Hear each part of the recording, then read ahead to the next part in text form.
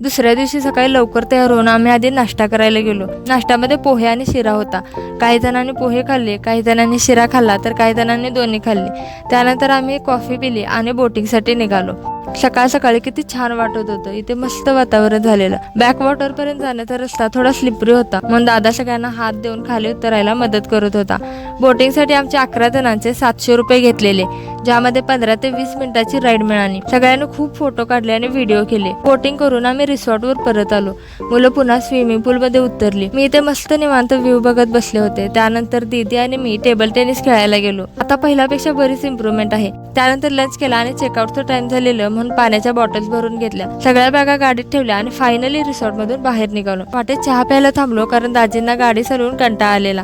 त्यानंतर थोडं पुढे आल्यानंतर 7-12 हॉटेलमध्ये उतरलो, कारण मुलांना ते हॉटेल बघायचं होतं. मी आणि मुग्धा निवांत हॉटेल बघत फिरत होतो आणि हे सगळे चहा शोधत होते.